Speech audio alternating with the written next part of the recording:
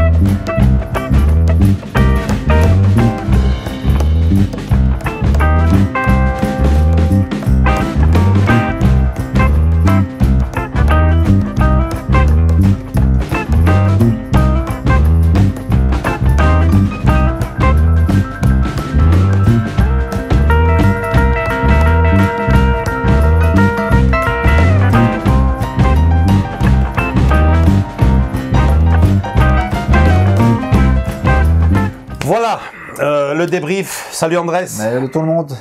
La suite. Voilà, comme on a l'habitude de le faire, donc après nos projections, le débrief. Alors, c'est vrai que d'habitude, ce genre de vidéos sont un peu répétitifs. On vous a déjà expliqué que, quand bien même elles le soient, on y tenait vraiment parce que c'est des soirées pour nous de prédilection, des soirées auxquelles on veut absolument laisser un souvenir.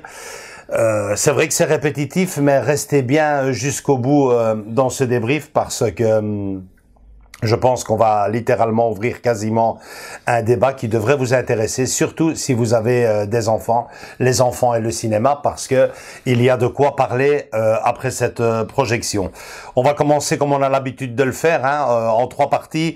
La première partie, la soirée en elle-même, la deuxième partie, le film, et la troisième, notre prochaine soirée. Donc, on commence tout de suite par la première, Andrés. Go. Alors, la soirée a débuté quelque part, Andrés, fin janvier. Fin janvier. Et puisqu'on a commencé à vendre les billets la dernière semaine de janvier, 15 jours avant le 4 février. Et dès le début, ça sentait mal, hein, Andrés. Ouais, ça n'a pas eu un bon démarrage, comme on dit. On a eu, c'est l'une des, on n'a pas eu un échec. C'était pas un échec. On tient à le dire. C'est pas un échec. Mais on sentait bien que ça se vendait pas du tout, quoi. Ouais, c'était normalement la première semaine, on vend déjà 40, voire 50 tickets. Ouais, c'est un minimum. Ouais. Et là, on était quoi, combien? Bah, figurez-vous, 24 tickets de vendus après une semaine. Alors que là, normalement, on fait plus de la moitié, quoi. Plus de la moitié. On a paniqué. On a vraiment paniqué. Par moment, lors de cette première semaine, on s'est carrément posé la question si l'on devait arrêter la projection, annuler la projection. Ouais, changer de film, ça nous est déjà arrivé. Ça nous est déjà arrivé de changer le film 2 fois, c'est vrai, parce que c'était le choix du film. Mais là, malgré tout, on voyait que bon, il y avait certains parents qui étaient plus ou moins motivés à aller.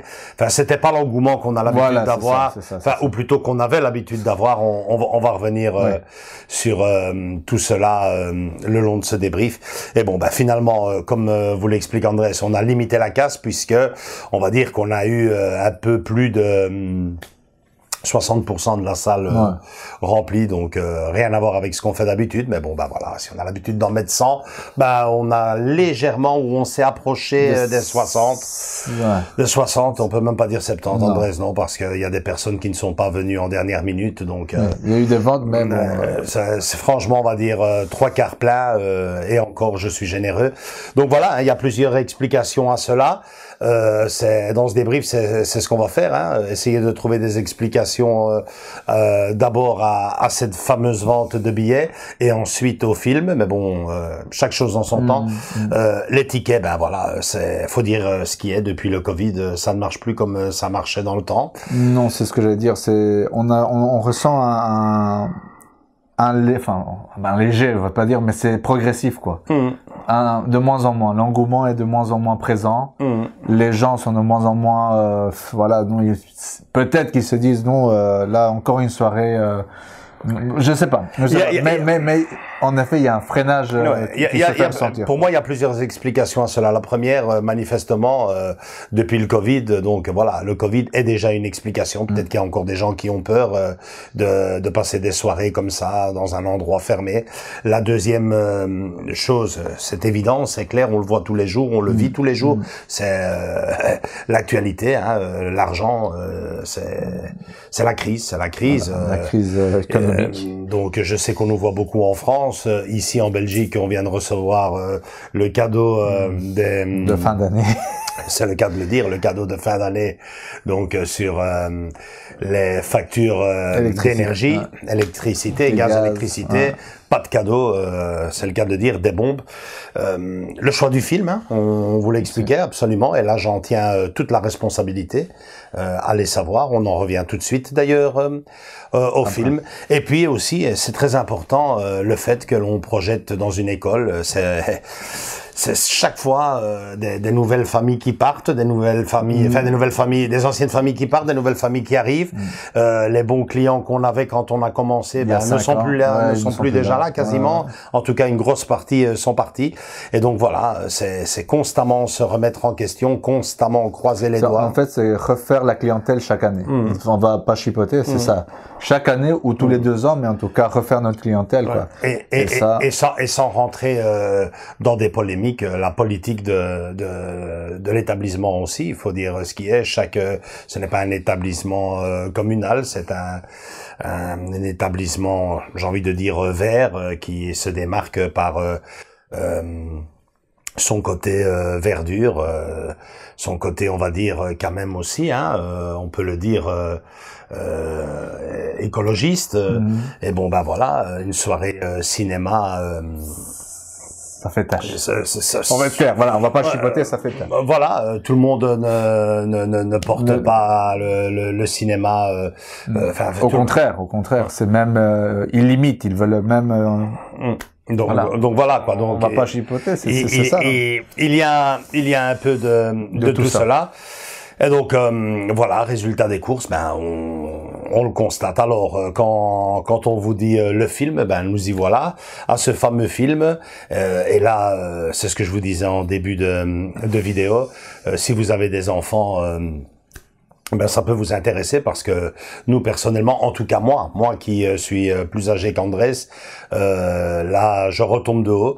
Voilà, donc on avait choisi pour cette projection le film Denis Lamalis de 1993, un film de Nick Castle, réalisé par Nick Castle et produit par John Hughes. Donc John Hughes, bien noté ça.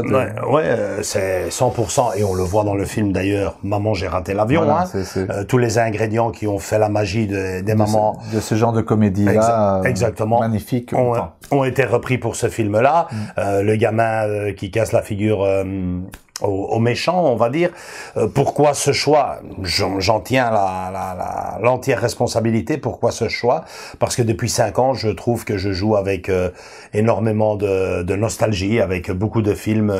Plus d'une fois, les familles sont sorties en pleurs de l'établissement tellement qu'elles avaient été touchées. Il y a de quoi? Il y a eu le Pôle Express, il y a eu Casper, qui était un film très touchant aussi. Il y a eu Le Petit Prince, dernièrement Close, et j'en passe. Et là, je m'étais dit, on va peut-être changer un peu l'ambiance parce que bon, c'est quand même triste quoi. À la fin, on va un peu les faire rire après. Et bon, force est de reconnaître que je me suis royalement cassé les dents. Les enfants n'ont pas accroché. Alors les parents un peu plus que les enfants. Malheureusement bien, mais bon. Nous, notre public, ceux qu'on vise le plus, c'est les enfants, quoi. C'est les enfants qui doivent, comme dans Klaus, que tu viens de citer. À un moment donné, la fin, justement, c'est là où le silence total, que je te disais, c'est le silence total que tout le monde était captivé avec la scène de fin. Et ça, et là, dans ce film-là, Denis Lamalis, c'est pas du tout ça, quoi. Ouais, pourtant, il y a l'excellent acteur, Walter Matthau, qui se déchaîne pendant tout le film. Moi, de mes souvenirs, j'ai toujours adoré ça. Ce qui est plus fou, c'est que j'ai eu un gamin 1 mois avant la projection, plus ou moins. Tu as fait une projection test, on va dire.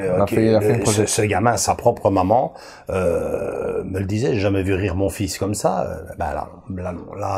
Les enfants se promenaient, les enfants parlaient, et c'était limite triste de voir certains sketchs, on va les appeler comme ça, du film, certaines scènes clés du film, hein, notamment quand Walter Matthau glisse, qui fait carrément un grand écart, et entendre les moustiques voler, ça ne leur faisait pas rire. Le film, moi personnellement, toi t'es resté plus longtemps dans la salle, moi à un moment donné je suis sorti, je dis bon voilà quoi, que cette soirée s'achève vite fait bien fait. Mais voilà, ça n'a pas marché. Alors, comme on dit chez nous, c'est en perdant qu'on apprend. Il faut en tirer les meilleures conclusions et les meilleurs. Faut garder le positif. Ouais. Faut garder le positif. Faut se dire bon voilà, on sait que ce genre de film ne plaît plus. En tout cas, moi, l'humour, comment on dit même maintenant, est-ce qu'à un jour on projettera là-bas Maman j'ai raté l'avion. Voilà, ça nous a freiné méchamment. Non, moi, il y a des choses malheureusement que j'ai compris. J'en ai retiré les enseignements et je l'ai compris quoi. Il y avait des tas de films que j'avais ici en tête pour projeter aux enfants, les films qui ont fait la magie de mon enfance. Je pensais notamment 20 milieux sous les mers, Voyage au centre de la Terre, des films comme Le fantôme de Barbe Noire, des films toujours réservés, des films comme on l'appelait à l'époque, les films les animaux quoi. On en a eu des tas. Il y a eu Sauver Willy, il y a eu Lassie, et je me rends compte que ce sont tous des films que je ne dois même pas essayer de projeter. Alors il y a les films pour les plus grands qui pourraient marcher, notamment les Goonies, mais là on s'est déjà cassé les dents une fois. On va pas recommencer. Les parents, je veux dire, chaque école, chaque établissement, parce que bon, on projette dans une école, chacun a son idéologie. Là, les Goonies, ils trouvaient ça trop vulgaire. C'était trop vulgaire, c'était pas adapté aux enfants, c'est pas, voilà. Ça faisait pas. Andrés et moi, on avait prévu le coup de finir en beauté cette saison qui arrive donc à son terme en fin mars ici. Fin mars, donc dans un peu plus d'1 mois. Et on comptait terminer en beauté avec un film d'animation. Et là, on vient de passer un film, mais là, on va passer un film d'animation. Mais c'est carrément, d'après ce que je vois, moi, un cocktail Molotov, quoi. Le Prince d'Égypte, c'est inimaginable de passer. Si on touche la religion dans ce genre de... Oui, déjà qu'elle n'est pas tolérée du tout. Non, c'est vraiment, c'est malheureusement, je veux dire qu'un film comme Le Prince d'Égypte dans la société d'aujourd'hui est un problème. C'est un problème parce que ça touche la religion et c'est tabou. C'est tabou. Pourtant, ce film a bien d'autres messages que la religion, notamment la libération des peuples et l'esclavagisme. Mais bon, ça touche la religion. Vous savez, tout ce que vous lisez dans les tout ce que vous entendez, tout ce que vous voyez dans les médias, les Saint-Nicolas, les petites polémiques qu'il y a là-dessus ne sont pas que de la fiction. C'est réel parce qu'on sait comment ça marche et nous-mêmes on le vit tous les jours. Tout au long de l'année même. Et c'est très difficile pour nous parce que, en tout cas pour moi, Andrés, personnellement, toi tu vas donner ton avis maintenant, mais pour moi personnellement, c'est pas que cette soirée, ces projections cinéma soit ma soirée, une de mes soirées, je veux dire une de nos rubriques favorites sur notre chaîne, c'est que pour moi c'est la rubrique de prédilection quoi. Ma projection de cinéma, pour moi, c'est ce qu'il y a de plus important sur la chaîne, en tout cas dans notre groupe, dans notre histoire, parce que parce qu'on partage notre délire avec des tas de familles, quoi. Et c'est là parce que c'est à partir de là qu'on a commencé à se dire, ça peut prendre une autre ampleur. Et c'est ce qu'on avait ressenti au début. Enfin, au tout début, tu te rappelles, où il y avait, toi, tu l'as eu ça. 75 tickets vendus d'un seul coup. Moi, on s'est dit, qu'est-ce qui s'est passé, qu'est-ce qu'on a engendré, quoi. Ouais. Et là, la perte de vitesse carabinée qu'on a eue maintenant nous a... Mais c'est-à-dire que c'est une école, et comme toutes les écoles, il n'y a pas d'exception, des parents, comme on vient de l'expliquer, il y a des parents qui partent, il y a des parents qui arrivent, donc voilà, chacun a sa mentalité, tu sais, on peut pas obliger les personnes à avoir les mêmes goûts que nous. Mais c'est regrettable parce que c'était des soirées qui avaient un succès immense. C'est ça, c'est ça. Et pour une chose ou l'autre, le fait est que l'on voit que, bon, bah, à l'image d'une bougie, ben, ça, je vais pas dire ça commence à s'éteindre parce qu'on va se battre, on s'est battu toujours, hein, pour, ouais, depuis le début. Ça a toujours été très dur, hein, on sait pas de quoi est-ce qu'on parle et par où on est passé, ça, je comprends. Mais c'est ce que nous, moi, en tout cas, c'est ce qu'on avait cru et c'est ce qu'on voulait, nous, c'est engendrer, un projet à long terme, quoi, tu vois, que ça puisse continuer et pas seulement chez nous, mais chez d'autres personnes, parce qu'on avait eu ça, t'avais eu toi et on avait eu un message d'une autre école qui voulait démarrer le même genre de soirée, quoi. Et on était aux anges, quoi. On n'avait même pas encore, on n'avait même pas fait un an où on avait déjà terminé la première année. La première année. Et que déjà, il y a d'autres personnes, et même plus, quoi. Ouais, les familles en parlaient autour d'elles. Et on trouvait ça on avait cru que ça allait faire effet boule de neige dans d'autres endroits, et malheureusement, bah, peut-être que oui, peut-être que non, on n'a pas su la suite, comme on dit, mais nous, on a cru vraiment que ça allait prendre une autre ampleur, dans le sens que encore plus grand, quoi. Non, non. Alors, pour une raison ou pour une autre, on en arrive là. Je pense qu'on a évoqué toutes les causes possibles à cette, je vais pas dire cette perte de vitesse, je veux dire, hein, la possibilité, le Covid, l'après-Covid, la crise, bien sûr, l'idéologie de l'endroit où on projette. Le choix des films, il faut le reconnaître aussi, parce que peut-être que je devrais projeter des films en fonction de l'endroit où je suis, avec ça aussi. Mais bon, ça, permettez-moi de vous dire, et ça j'en tiens une fois de plus toute la responsabilité. Depuis le début, Andrés et moi, on a toujours marché comme ça. C'est moi qui choisis les films, et il est hors de question que je commence à demander, parce que c'est quand même un établissement de 400-500 élèves. Si chacun va demander son film, ça c'est pas possible, quoi. Je peux pas faire ça. C'est nous qu'on doit faire. Enfin, je dois faire ce choix-là. J'en parle toujours avec Andrés. Hein. Je lui dis, ouais, écoute, j'aimerais bien projeter ça. On en parle, mais là, franchement, moi, je le dis aujourd'hui, et que ça reste en vidéo. Février 2023, là, j'ai reçu un grand coup de massue sur la tête, parce que je ne sais plus vraiment ce que je vais leur projeter. J'avais plein d'idées. Je me rends compte que non, on va devoir revoir c'est une autre. Je ne sais pas vous, vos enfants, comment ils sont. Est-ce que les enfants ont tellement changé? Moi, à 6 ans, j'ai vu King Kong, et bon, quand j'en parle à certaines familles, ils se mettent les mains sur la tête, quoi. Il serait inimaginable de projeter un film style E.T. l'extraterrestre, voilà, il a eu son anniversaire et tout. On aurait 3 pelés, 2 tondus. Ou bien c'est parce qu'ils ont vu le film, ou bien c'est parce que ce n'est pas adapté pour les plus petits, ou bien c'est parce que ça fait peur. Ouais, ça fait peur.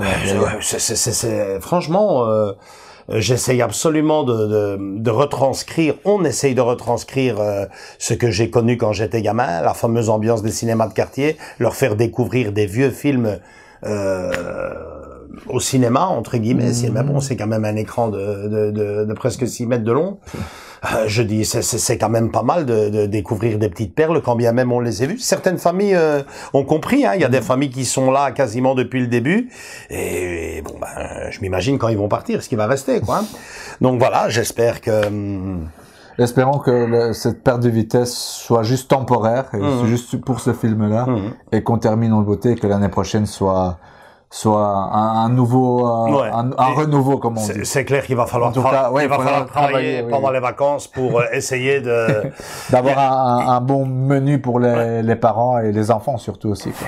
Ouais. Donc, le futur, on en vient donc à notre prochaine soirée, hein, le 3e chapitre de ce débrief. Et bon, on veut absolument ne plus se tromper. On va miser sur un coup sûr, on va dire. Donc, dans ces cas-là, c'est des enfants, famille, ben ouais, Walt Disney. On va encore une fois demander à l'oncle Disney. À l'oncle Disney de nous sortir de là et de nous faire un bon sold out. Quel film choisir? Ben, je prends peut-être des risques de nouveau, mais c'est là en tête. Je me dis, s'ils aiment pas ça, ben, j'ai pas envie de dire, alors là, je comprendrais vraiment que l'enfance a vraiment changé. C'est une comédie musicale. Aïe, aïe, aïe. Ben ouais, ben, je vais leur mettre une comédie musicale. Ils ont jamais vu ça. On va voir ce qu'ils en pensent. Peter et Elliot, le dragon. C'est ce qu'on... L'ancienne version. L'ancienne version, donc la vraie, on va dire. Hein, ouais. Celle qui nous a tous fait chanter, pleurer, sourire. Donc voilà, on va lancer ce film-là en croisant les doigts pour que la vente des tickets se passe bien, que les familles soient enchantées. Sur rendez-vous. Et donc voilà, quoi, que la soirée soit une réussite totale, ce qui s'appellerait alors à ce moment-là terminer la saison en beauté. Mais bon, je conclurai par ceci, Andrés. Moi, je vois quand même qu'il y a quelque chose qui a changé depuis le Covid. Ça, c'est. Ouais, on va pas chipoter, c'est ça. Il y a quelque chose qui a changé. C'est. Ouais. Il y a eu des mentalités sûrement qui ont changé post-Covid, qui ont fait que. Ouais, ça nous fait. Voilà. Ça nous fait mal. En tout cas, un grand merci aux personnes qui ont l'habitude d'aller à nos soirées parce qu'elles ont vraiment été géniales. Elles contribuent à fond hein, parce que bon ben niveau recette de la soirée, ça a encore une fois super bien marché. Ils mettent vraiment le paquet. Ils sont géniaux. C'est pour la grosse majorité des habitués. Donc espérons que ça soit le choix du film qui a foiré, hein, même si croisons les doigts. Mais voilà, là on est parti sur Peter et Elliot le dragon. On vous tiendra au courant à la prochaine vidéo. Et donc voilà, très important, laissez-nous votre ressenti sur ce film. C'est pas vraiment un débrief, c'est carrément ce débat qu'on vous a fait. Et bon donnez-nous votre avis. Je suis très curieux. On est très curieux de le savoir parce que bon lui il a des enfants très petits, moi j'ai des enfants très grands. Donc voilà, on vous crie au secours. Help. Voilà, SOS. Donc c'est tout pour cette vidéo. Rendez-vous fin mars pour notre dernière projection de la saison et croisons les doigts. Likez si cette vidéo vous a plu, commentez de grâce, ça va nous rendre service, j'en suis persuadé. Venez nous rejoindre dans nos différents réseaux sociaux, Facebook et Instagram. Et surtout, continuez à vous abonner. On est de plus en plus nombreux. On adore ça. On vous fait de gros bisous à tous et à toutes. Et à très bientôt pour une nouvelle vidéo qui arrive très vite. Ciao, ciao. Ciao.